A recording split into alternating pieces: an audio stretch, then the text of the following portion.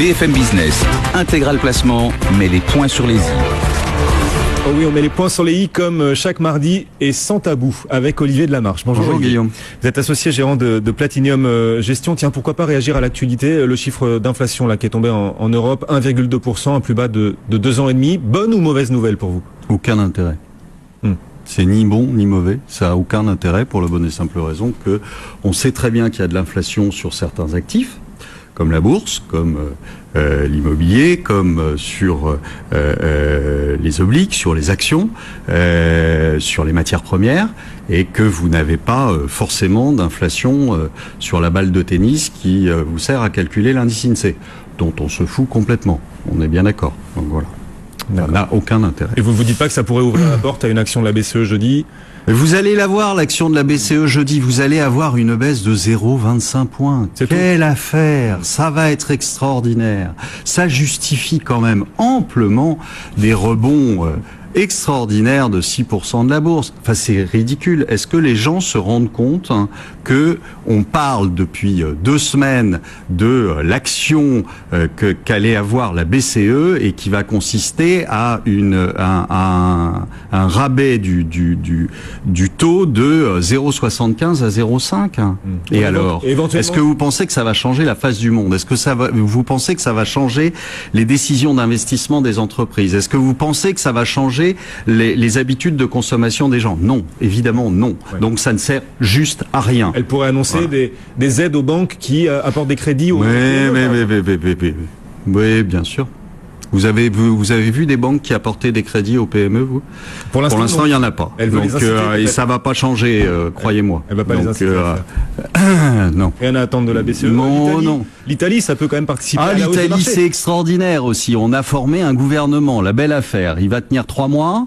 Le discours de Monsieur l'État était consternant parce que il dit une chose et son contraire dans la même phrase, en vous disant qu'il va mener une politique restrictive et que de l'autre côté, il va baisser les impôts et mener une politique de croissance. Enfin, c'est juste ridicule. Ça veut rien dire, son truc. Vous avez tout et n'importe quoi dans son programme. Évidemment, ça ne se passera pas comme ça. Et évidemment, dans 3 mois, il sera viré. Enfin, ça a aucun... c'est encore et encore des annonces qui ne sont jamais suivies de faits et qui régalent pendant quelques semaines ou quelques jours les marchés. Donc pour vous, il ne pourra pas baisser les taxes, contrairement à ce qu'il a dit hier. Enfin, quand même, on voit beaucoup de pays étaler leurs mesures d'austérité. Je sais pas comment vous pensez qu'il va d'un côté, qui dit qu'il va continuer les mesures d'austérité pour baisser les déficits budgétaires et compagnie, et puis de l'autre côté, il baisse les impôts. Moi, je veux bien. Je suis ravi. Il a trouvé le truc que tout le monde cherche et que personne ne trouve. C'est intéressant. Il fallait le prendre avant, ce garçon. Mais en fait, tout ce qu'il annonce, c'est un ralentissement des mesures d'austérité qui avaient été votées et décidées par Mario Monti. Et là, on a une trajectoire. Oui, on a une trajectoire. Bon, on en reparle. Eh ben, on en reparle. D'accord. C'est comme toutes ces déclarations aujourd'hui, quand on voit les déclarations et quand on voit les faits, eh ben, on s'aperçoit qu'il y a une grosse différence. Alors, vous avez eu des chiffres ce matin sur le Japon. Là aussi, il y a des déclarations et des faits. Quand on regarde, je sais pas si vous vous souvenez, il y a quelque temps, le Japon, et tout le monde a embranché là-dessus en disant, c'est les Japonais qui viennent placer leur argent en Europe et qui font baisser les taux européens, etc. Oui, sauf que pas de bol, ça fait 6 semaines consécutives qu'ils vendent des obligations à l'étranger. Ils les vendent. Moins 34 milliards sur la 6e semaine. Bon, alors, il y a des déclarations, je veux bien, mais il y a des chiffres aussi. Et les chiffres, ils montrent aujourd'hui qu'il n'y a pas plus d'exportation, malgré la baisse de 30% de la devise. Il n'y a pas plus d'exportation, la balance commerciale est toujours négative. Vous avez un CPI qui est à moins 0,9%, ce qui ne me semble pas être l'objectif d'inflation à plus 2, je rappelle. Tout ça, vous avez d'un côté des chiffres qui tombent, qui sont mauvais, et puis de l'autre côté, vous avez des déclarations où on vous dit, on vous balade, on vous dit ça y est, c'est la reprise au Japon. Non, c'est pas la reprise au Japon.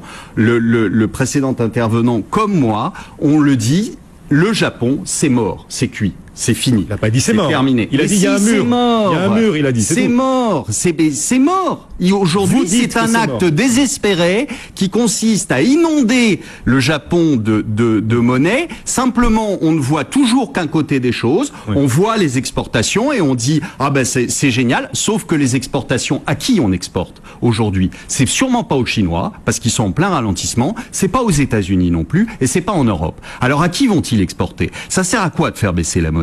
Ça sert surtout à augmenter les prix des importations. Et ça, on n'en parle jamais. Personne n'en parle. C'est vrai que le Japon est une île et a besoin d'importer pas mal de produits. Oui, bien sûr. Notamment de l'énergie. Enfin, il y a aussi des chiffres positifs que vous ne citez jamais, vous, Olivier. Vous êtes peut-être dans l'excès inverse. Dépenses des ménages en hausse de 5% au mois de mars. C'est les prix. C'est les prix. C'est pas autre chose. Les ventes au détail, elles ont baissé. Elles ont baissé beaucoup plus fortement qu'attendu. Chômage à des plus bas de 4 ans et demi. Ah, super. Les chômages, si c'est calculé comme aux États-Unis, oui, je comprends. Ça donne une tendance. Ah oui, non, mais comme aux États-Unis, je comprends. Alors les États-Unis, vous virez les gens des allocs, etc. Et puis après vous dites ah bah il y a plus de chômage. Vous dites non, ça, c'est bien. Vous dites ça a priori, Olivier, ou vous dites ça avec des preuves? Non, avec les États-Unis, j'en ai apporté ici quand même un certain nombre de preuves. Pour le Japon. Bon. Pour le Japon, je pense que c'est la même chose. J'ai pas vérifié, mais je vérifierai pour la prochaine fois. Et les États-Unis, rapport mensuel sur l'emploi vendredi, justement, il y aura encore un trucage pour vous. C'est écrit d'avance, manipulation à venir, attention, warning. C'est écrit d'avance, on vire les gens de la population active. C'est un fait. Oui. Ne me répétez pas ça systématiquement en me disant c'est pas vrai. J'ai les chiffres. C'est pas qu'on je vous les ai donnés à chaque fois. Ils se désinscrivent. Et alors, ils sont pas chômeurs pour autant? Ils ne sont pas chômeurs pour autant? Si. Bon, donc ça veut dire quoi? Ça veut dire qu'aujourd'hui, le chiffre qu'on vous donne de 7,7 est faux. Il est en trompe-l'œil, mais c'est pas une manip. Il est en trompe-l'œil. C'est pas une manip. Non. Vous aurez toujours des gens en dehors du système. Mais non, mais vous avez toujours des gens qui viennent ici et qui vous disent systématiquement le chômage baisse, ça a repris aux États-Unis. C'est faux. Et tous les chiffres qui sortent aux États-Unis depuis 2 mois maintenant sont des chiffres qui sont excessivement mauvais. Et on vous dit tous les jours, avec une présentation, parce que ça a été révisé le mois d'avant, regardez ce qui s'est passé hier. Hier, on a dit, les États-Unis remontent parce que le logement repart. Les promesses de vente repartent. Non, faux. 23e mois d'affilée de hausse des promesses de vente. Non, 1,5% de hausse des promesses de vente. Le mois dernier, il a été révisé de moins 0,4 à moins 1. C'est un fait, c'est les chiffres.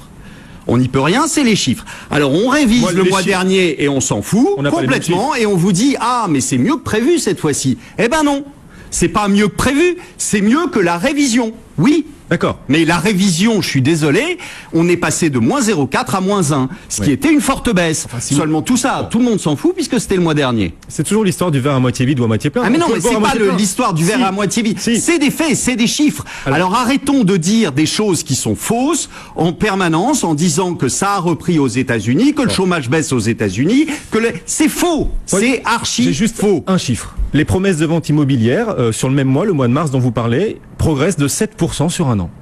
C'est vrai. Non, mais non. Attendez, le chiffre mensuel D'accord. Le chiffre mensuel qui a été publié hier était un chiffre de 0,4 le mois dernier annoncé, qui a été révisé à moins 1. Reprenez vos chiffres.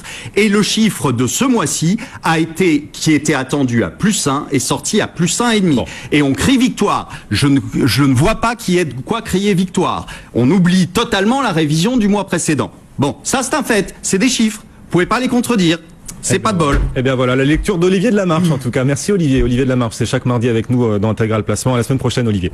Le CAC 40, associé gérant de Platinium Gestion, on le répète. Le CAC 40 lui perd 0,2%. On est à 3860 points. Allez, restez avec nous. C'est vrai